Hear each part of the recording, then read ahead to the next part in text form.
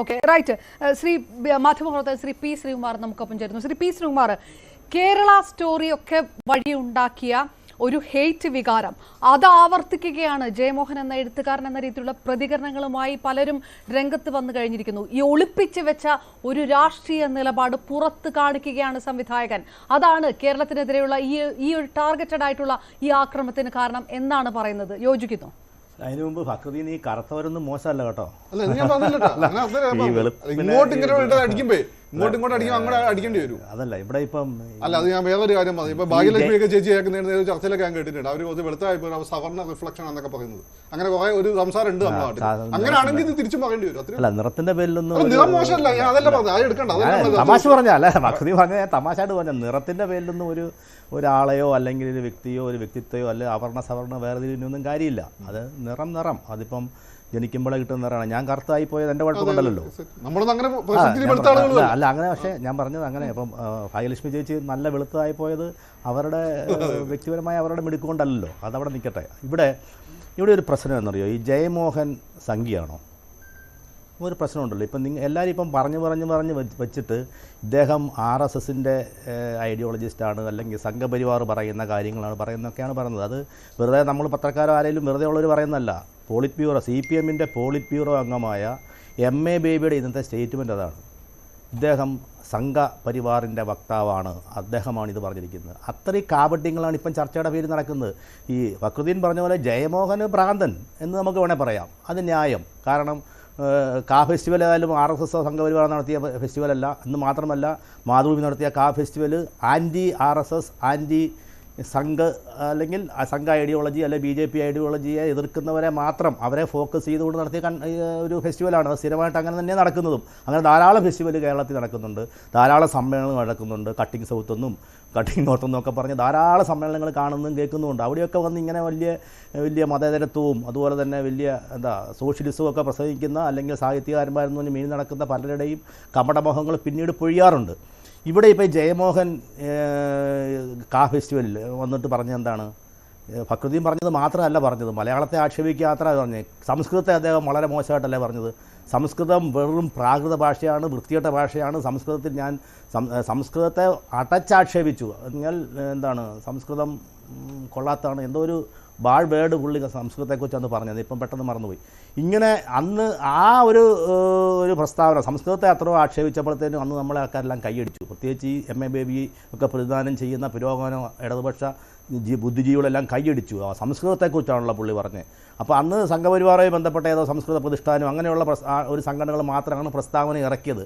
അപ്പോൾ അന്ന് ജയമോഹൻ സംസ്കൃതത്തെ അടച്ചാക്ഷേപിച്ചപ്പോൾ അതിന് കൈയടിച്ചവരുടെ മുഖത്തടിക്കുന്നതായിരുന്നു ഇപ്പോഴത്തെ ഈ പ്രസ്താവന.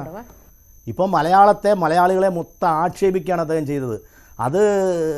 അല്ല, അതിനപ്പുറം അതിനെതിരെയുള്ള പ്രതികരണങ്ങൾ വരുന്നത് എന്താണ്? അത് സംഘപരിവാറിൻ്റെ ഇത് സംഘപരിവാറിനെ എന്തിനാണ് വലിച്ചഴക്കിയതെന്ന് എനിക്ക് അല്ല, ഞാൻ അതിലൊന്ന് ഇടപെട്ട് ചോദിക്കട്ടെ. ആനകളുമായി ബന്ധപ്പെട്ട് അദ്ദേഹം എടുത്തെടുത്ത് പറയുന്ന വിഷയമാണ് ആനകളുടെ കാലിൽ കുപ്പി, ആനവൈദ്യം എന്നുള്ള പുസ്തകമടക്കം.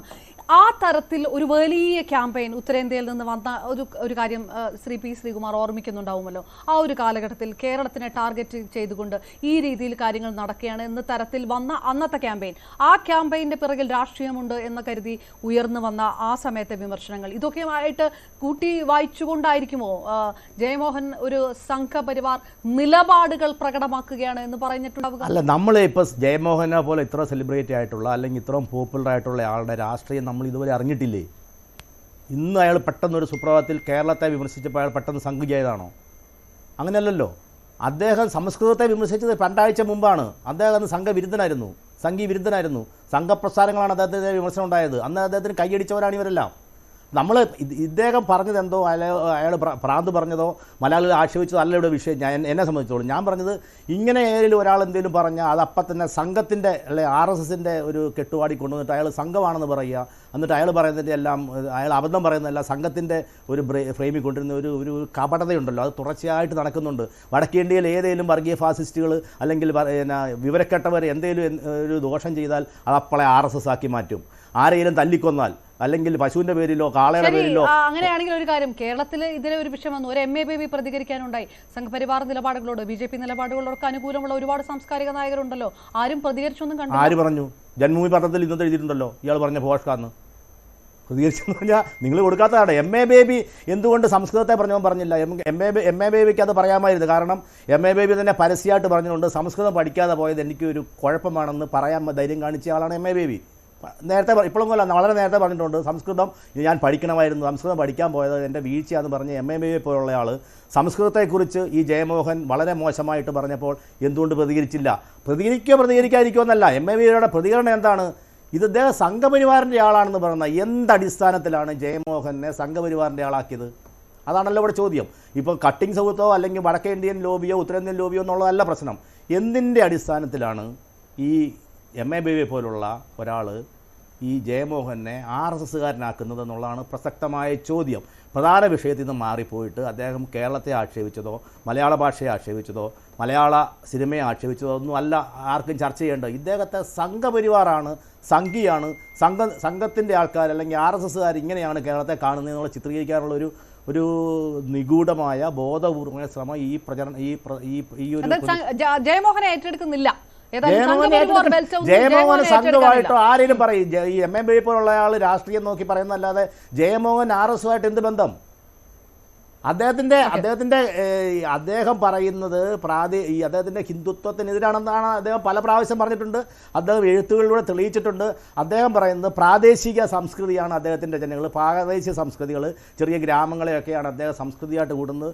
RSS പറയുന്നത് ഹിന്ദുത്വം ഈ പ്രാദേശികത്വം എല്ലാം ഉൾക്കൊള്ളുന്ന പ്രാദേശികത്വങ്ങളുടെ ഒരു സമാഹാരമാണ് ഹിന്ദുത്വം എന്ന് RSS പറയുമ്പോൾ അതല്ല, അത് വേറെയാണെന്ന് സ്ഥാപിക്കാൻ വേണ്ടി എഴുതുകയും പ്രസംഗിക്കുകയും പ്രവർത്തിക്കുകയും ചെയ്ത് അവസാനം ഈ കാഫെസ്റ്റിവലിൽ വന്നത് സംസ്കൃതത്തെയൊക്കെ ആക്ഷേപിക്കുമ്പം അദ്ദേഹം ഇൻഡയറക്റ്റായിട്ട് ഇപ്പോൾ എല്ലാവരും പറയുന്ന ഹിന്ദുത്വ അല്ലെങ്കിൽ ആ ഒരു ആശയങ്ങളെയെല്ലാം നിഷേധിക്കുകയാണ്. അതെല്ലാം തട്ടിപ്പാണ്, തെറ്റാണെന്ന് അദ്ദേഹം വ്യക്തമായിട്ട് പറഞ്ഞ ആൾ ഒരാഴ്ച കഴിഞ്ഞിട്ട് വേറൊരു കോണ്ടസ്റ്റിൽ ഒരു സിനിമയെക്കുറിച്ചുള്ള വിമർശനത്തിൽ മലയാള സിനിമയെക്കുറിച്ച് അല്ലെങ്കിൽ മലയാള സിനിമ മയക്കുമരുന്നിൻ്റെ പിടിയിലാണെന്നോ അല്ലെങ്കിൽ അങ്ങനെ പറയുമ്പോഴത്തേനും അദ്ദേഹത്തെ സംഖ്യയാക്കുന്നത് എന്ത് നമുക്കറിയാമല്ലോ.